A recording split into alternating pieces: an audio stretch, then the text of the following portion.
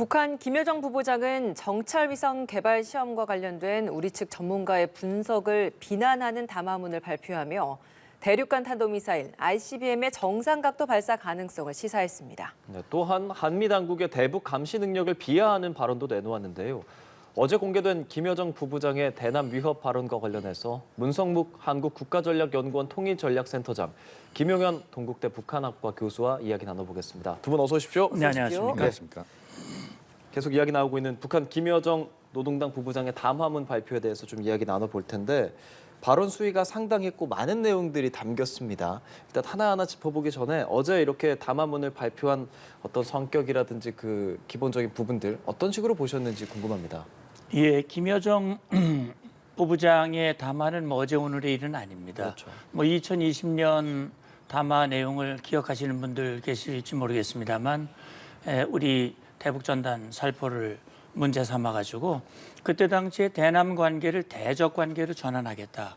그렇게 선언을 하고 남북 통신선을 차단하고 바로 이어서 연락사무소를 폭파하는 그런 만행을 벌였거든요. 예.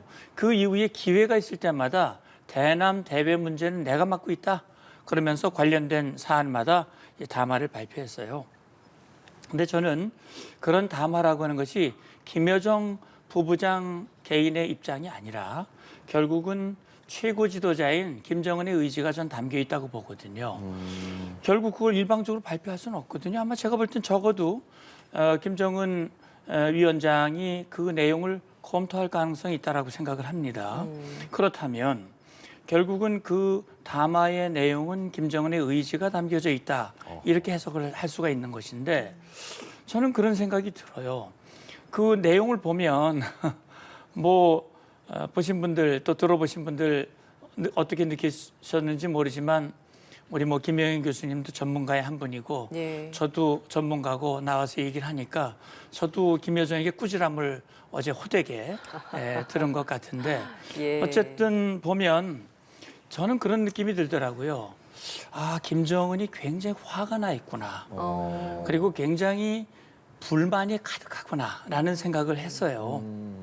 그 이유는 첫째는 정말 대대적인 거라고 선전을 하고 뭐 지구 최강의 무기라고 얘기를 하고 정말 김정은 아니면 할 수 없는 대체 불가의 그 업적을 달성을 했는데 아니 전문가라는 사람들이 나와가지고 아직 부족하다, 문제가 있다 자꾸 얘기를 하니까 기분 나쁘죠. 그리고 그렇게 하면 남한 사회가 국제사회가 막 떨고 걱정을 하고 그것이 그렇게 해서 자기 원하는 방향으로 좀 움직여야 되는데 예. 하나도 안 움직이고 있거든요. 막 그런 것들이 거기에 집약돼서 담겨져 있지 않을까 하는 생각이 드는데 어쨌든 거기에 그런 막말 표현들을 그렇게 집어넣으면 결국 최고 존엄인 김정은의 체면만 깎는 결과가 된다. 국제사회에서. 저는 격이 떨어진다라고 저는 그 얘기를 하고 싶고요. 어제 얘기한 내용 중에 보면 두 가지를 얘기했어요. 매번 의심하고 시비질을 하고 이런 얘기를 하는데 그럼 의심을 누가 하게 만들었냐 이거죠. 북한이 하도 거짓말을 많이 해서 일단 그들이 말하는 건 의심을 안 할 수가 없어요. 이거는 예. 전문가뿐 아니라 우리 국민들 아마 거의 대다수가 그럴 것 같습니다. 예. 시비라고 하는 것은 옳고 그름을 확인하는 거거든요.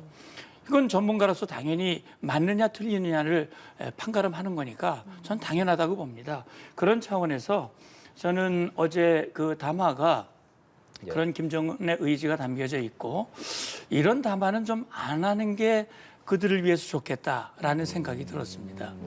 예. 뜻대로 되지 않은 것에 화가 난 것 같아 보이지만 그렇게까지 거친 표현을 하는 건 오히려 격만 떨어뜨리는 꼴이 되는 것이다라는 평가를 하셨습니다. 김현은 교수께서는 어떻게 들으셨습니까? 일단은 김정은 위원장의 생각이 김여정 부부장을 통해서 거칠게 나왔다. 그렇게 정리를 해야 될 것 같습니다. 문성묵 센터장님도 말씀을 하셨지만 김정은 위원장은 이번에 지난번 화성 17형 그 미사일 발사도 그렇고 ICBM 발사도 그렇고 지난번에 이제 그 동창리에서 엔진 시험도 그렇고 네. 이번에 그 500km를 날아간 18일 날에 그 노동 미사일 거기에 아마 카메라가 설치돼서 인공위성일 경우를 대비해서 이제 그 여러 가지 실험을 한 것 같은데요.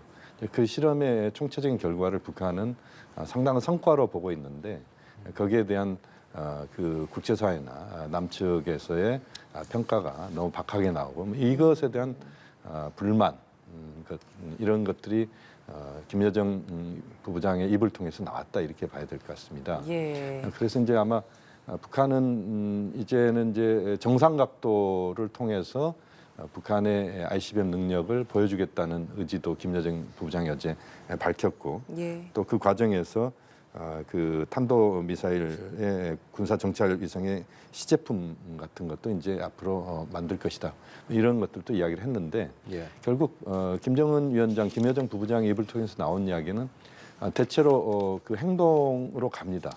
그러니까 말로서 그치지는 않을 겁니다.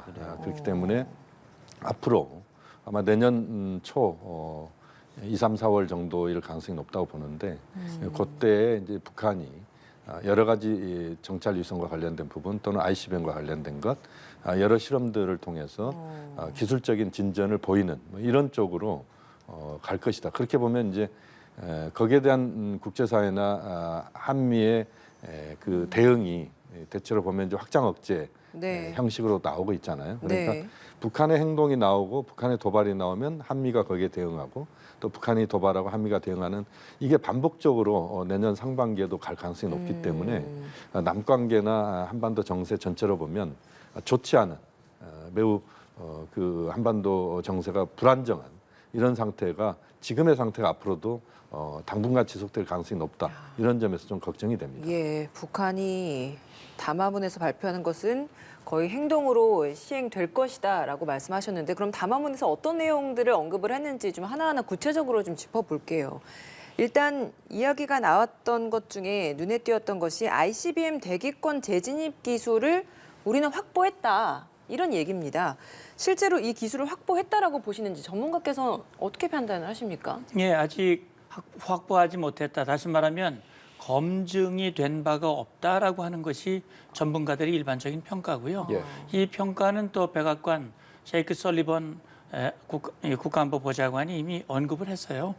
북한의 ICBM 기술은 아직 검증되지 않았다라고 얘기하는 이유는 뭐냐면 네. 북한이 그동안 화성 15형 또 금년에도 화성 17 고각으로 발사했거든요. 네. 고각으로 발사한다는 것은 결국 정상 각도로 먼 거리를 날려보내기 어렵기 때문에 예. 일단 고각으로 발사를 하는 거란 말이죠. 근데 문제는 이 ICBM 대륙간 탄도미사일의 가장 핵심적인 기술 중에 하나가 바로 대기권의 재진입이거든요. 그러니까요. 다시 말하면 대기권 밖으로 나갔다가 정상 각도로 들어오면서 고열과 고압, 지금 저기 예. 화면에 보시는 대로 파란 선으로 되어 있는 것이 고각 발사고 예. 붉은 선으로 표시되어 있는 것이 정상 각도의 발사입니다. 근데 이제까지 북한은 늘 저렇게 고각으로만 발사했기 때문에 예, 예. 정상 각도로 발사했을 때 대기권 재진입 그 각도와 속도와 압력 이런 것들이 다 다르거든요. 그러니까 중요한 것은 고각으로 날아가면 빠른 속도로 내려오기 때문에 대기권 재진입 지지말은 속도가 다르고 속도가 다르면 압력이 달라집니다. 그렇죠. 그러면 정상 각도로 했을 때의 압력과 온도가 다르기 때문에 검증이 제대로 안 되는 거죠. 네. 그러니까 전문가들이나 국제사회에서는 아직 북한의 ICBM이 사거리상으로는 충분히 10,000km 이상, 15,000km, 미국 본토 어디든 타격할 수 있는 사거리, 다시 말하면 로켓 엔진의 추동력은 확보를 했지만 결국 핵심적인 것은 그 탄두가 대기권을 재진입을 해서 고열과 고압을 견디고 온전한 상태에서 통과가 돼가지고 원하는 목표에 정확하게 유도해서 떨어질 수 있는 기술이 아직은 검증되지 않았다라고 하는 것이 전문가들의 관측이거든요. 그 판단이고요. 그럼 북한이 그렇게 보여준 적이 없기 때문에 그러니까 김 여정이 결국 말한 것이 그러면 곧 하게 되고 포기될 것이다 이런 얘기를 한 것인데 그러니까요. 과연 그렇게 할 수 있겠는가 하는 부분은 의문점이 남습니다. 그 의문을 가장 저희가 여쭤보고 싶은 그렇죠. 부분이거든요. 선생님 어떻게 생각하십니까? 예. 근데 이제 그렇게 할 수 있었다면 벌써 했겠죠. 그렇게 하기가 어려운 상황이라는 거죠. 예. 왜 그러냐면 정상 각도로 발사하면 결국 미국 본토를 직접 탄두를 날려보내는 그렇죠. 미국을 그러니까요. 공격하는 결과가 돼버리잖아요. 그것이 가장 큰 문제죠. 그렇게 되면 그건 뭐 김정은으로서도 감당할 수 없는 예. 그런 결과가 될 것이고, 물론 남태평양 쪽으로 쏘는 방법도 있긴 있겠습니다만, 그리고 이제 또 한 가지 문제는 뭐냐면 결국 그 원거리 정상각도로에서 1000km 이상 ICBM을 날려보내면 떨어진 그 지점, 탄착 네. 지점에 가서 정확하게 이것이 제대로 성능을 발휘했는지를 확인할 수 있는 그런 시스템이 마련이 돼야 되는데 북한은 그런 능력이 그 없습니다. 측량선 뭐 이런 거 그럼요. 말씀하시는 예, 거죠? 그런 능력이 지금 구비되어 있지 않기 때문에 그걸 뭐 하기 싫어서 안 했다기보다는 여러 가지 여건상 그렇게 할 수가 없기 때문에 그동안 못했다 이렇게 볼 수 있습니다. 다만 지금 우려하는 것은 북한이 과거와 같이 아마도 인공위성 내년 4월 달에 정찰 위성 CJ-1호기를 발사하겠다라고 이미 선언을 했기 때문에 서해 발사장에서 인공위성을 가장한 그런 그 탄도미사일을 각도를 정상적으로 해서 사거리를 날려보내는 시도를 할 가능성, 그 가능성은 전 열려 있다고 봅니다. 알겠습니다. 그리고 또 북한이 최근에 ICBM용 고체 연료 엔진 시험과도 관련해서 문제를 훌륭하게 해결했다 이런 언급도 네. 했습니다. 고체 연료 추진 로켓 엔진 분출 시험이라는 게 사실 상당한 의미가 있는 시험일 것 같거든요. 맞습니다. 지금 북한이 대체로 그동안 미사일 발사에 썼던 연료는 액체 연료입니다. 네. 물론 고체 연료를 쓴 적도 있습니다. 단거리 미사일 때는. 그런데 액체 연료를 썼을 때 문제점이 몇 가지가 있습니다. 하나는 뭐냐면 액체 연료는 이미 주입한 상태에서 오랫동안 뒀다가 날릴 수가 없습니다. 다시 말씀드리면 액체 연료는 워낙 미사일의 그 산화가 빨리 이루어지기 때문에 실질적으로 액체 연료는 발사 직전에 하루 정도 직전에 주입을 하게 돼 있습니다. 네. 그러니까 누여져 있는 미사일을 세워서 액체를 주입하는데 몇 시간씩 걸리거나 뭐 하루 정도 걸립니다. 그러니까 액체 연료를 쓴 미사일은 빨리 외부 세계에서 빨리 포착할 수 있는 것이죠. 그러니까 은닉이나 신속성 측면에서는 액체 연료는 상당히 문제가 있습니다. 그런데 고체 연료 같은 경우는 이제 고형분으로 그 연료를 만들어 네. 놓기 때문에 이미 만들어져 있는 미사일의 점화만 이루어지면 바로 발사가 거의 가능한 그렇게 보실 수 있습니다. 그래서 대체로 터널이랄지 또는 뭐 여러 은닉 장소에서 바로 나와서 미사일 발사가 이루어질 수 있다. 그렇게 보면 우리가 이제 킬체인이라고 해서 한국이 북한에 대해서 북한 미사일 발사에 대해서 이제 킬체인이라고 하는 것을 우리가 준비하고 있는데 그 중에 핵심적인 건 뭐냐면 북한의 미사일 발사 징후가 생길 경우에 그 징후가 있는 지역을 선제 타격하는 겁니다. 네. 그래서 발사 자체를 원천 봉쇄하겠다는 거거든요. 그런데 액체 연료를 쓴 미사일은 그게 가능할 수 있습니다. 물론 고체 연료를 쓰는 것도 불가능한 건 아닌데 고체 연료를 쓰는 미사일들을 몇 곳에서 한 대여섯 곳에서 동시에 그 미사일을 전개시켜서 바로 발사를 할 경우에는 사실상 킬체인은 불가능하다고 보셔도 무방합니다. 그렇기 때문에 이 고체 연료를 북한이 써서 미사일을 쏠 수 있는 능력을 단거리, 중거리, 장거리까지 다 확보한다 그러면 상당한 위협 수단이 된다 이렇게 봐도 지금 무방합니다. 북한이 지금 이야기하는 것은 사실 주장인 거잖아요. 이 시험에 그렇습니다. 성공했다. 네네. 근데 그것도 그럼 믿어도 되는 부분인 겁니까? 대체로 이제 고체 연료를 써서 단거리 미사일 같은 것은 예. 북한이 쐈기 때문에 예.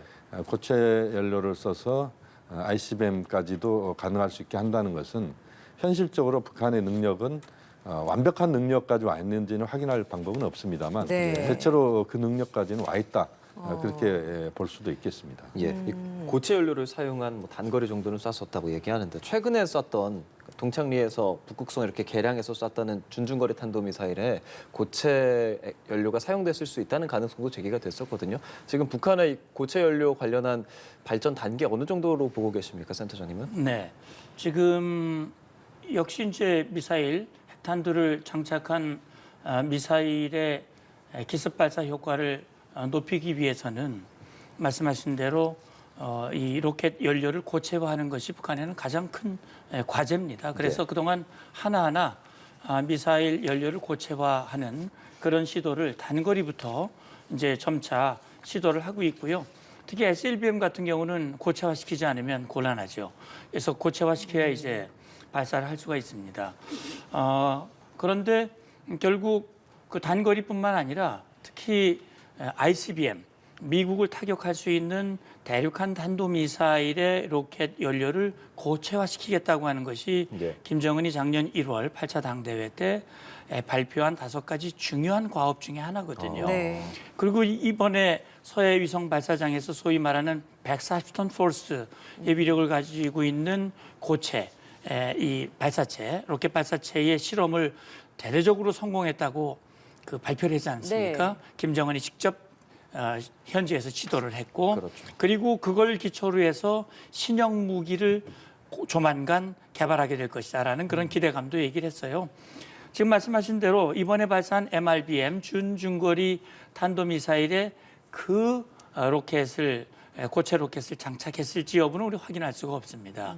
근데 이제 이번에 MRBM 발사한 것은 고체라기보다는 액체일 가능성이 높다라는 게 전문가들의 판단인 것 같아요. 그 이유는 뭔가요? 예, 그러니까 이제 아마 그 북한이 공개한 그 로켓의 불꽃의 노즐이라든지 네. 이런 것들을 보고 이제 식별을 한 것 같아요. 네. 지금 봤을 때는.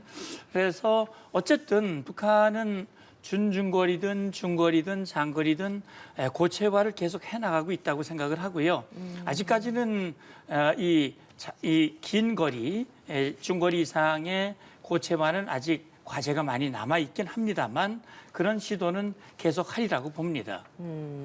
근데 사실 그 MRBM 2발을 준중거리 탄도미사일을 우리 정부는 준중거리 탄도미사일 이렇게 발표를 했는데 북한은 정찰 위성 발사체다 이렇게 주장을 하고 있는데 뭐가 맞는 건가요?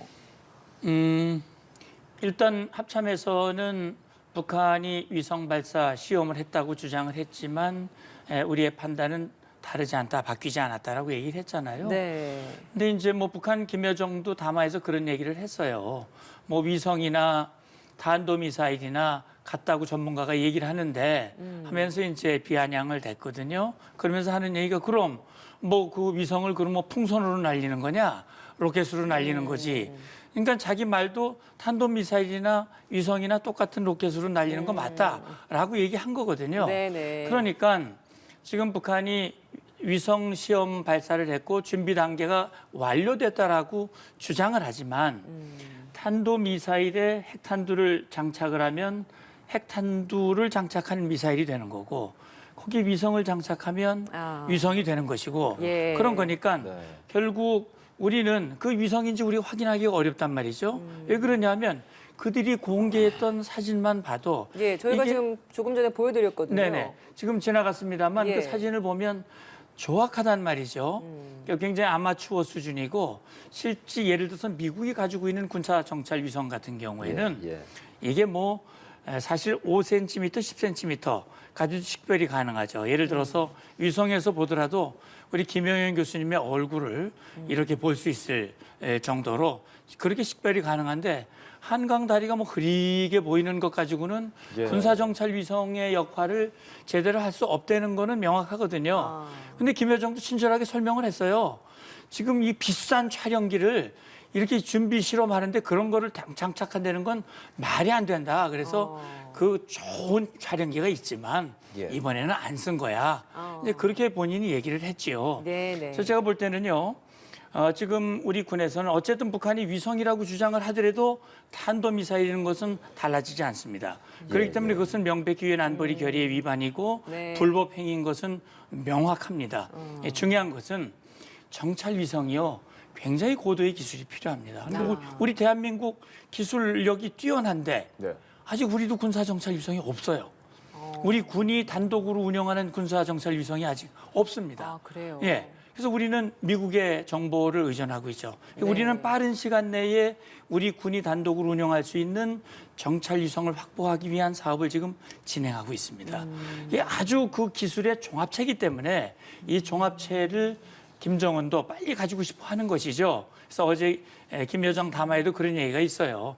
그런 얘기가 나왔다고 얘기를 하는데 어쨌든 네. 지금 북한의 주장은 그렇습니다. 예. 이 저희 같이 사진을 봤잖아요. 이 정찰 위성 지금 개발 어느 정도까지 와 있다고 보시는지, 그리고 북한이 이렇게 계속 정찰 위성의 그 개발을 위해서 노력하고 있는 그 네. 이유는 또 어디에 있다고 보시는지요?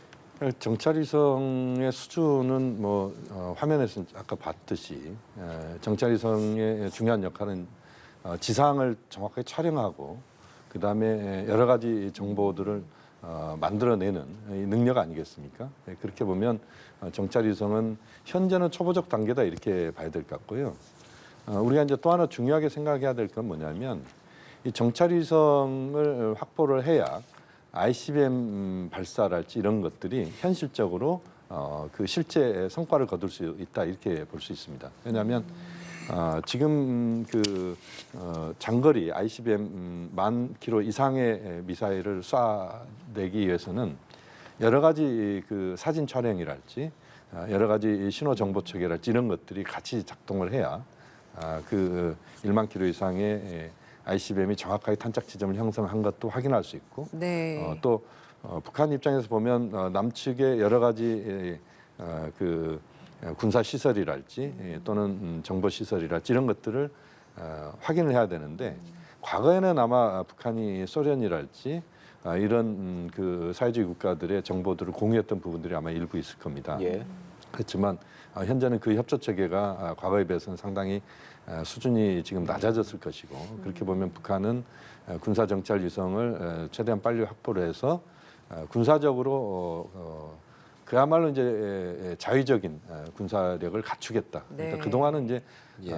그 예를 들면 그 무기 체계가 그 전술 핵무기, 전략 핵무기 수준까지 왔다면 그것을 보다 체계화시킬 수 있고 수준을 한 단계 높일 수 있는 것이 군사 정찰 위성의 확보다 이렇게 예, 보고 예. 있는 것 같습니다. 예, 그 우리 군 당국도 아직 확보하지 못한 기술을 북한이 확보했다라고 주장하는 것 또한 하나의 위협이 될 것이고, 그리고 우리 서울 한복판이 위에서 다 이제 보여진다라는 것도 국민들에게는 상당한 위협이 될 것 같아서 그런 차원에서 또 이런 것들을 또 주장하는 게 아닐까라는 생각도 듭니다. 어제 북한 외무성도 대변인 담화를 내놓은 부분이 있었는데요. 반격 능력을 포함한 그 일본의 안보 문서 개정안 그 부분을 맹비난하고 있습니다. 일본의 부당하고 과욕적인 야망에 대해서 얼마나 우려하고 불쾌한지 실제적인 행동으로 보여주겠다. 뭐 실제적인 행동 이 부분 역시도 어떤 선제 공격을 할 수 있다라는 뜻으로 보시는지 어제 그 외무성 대변인 담화는 어떤 내용으로 해석하셨어요? 네.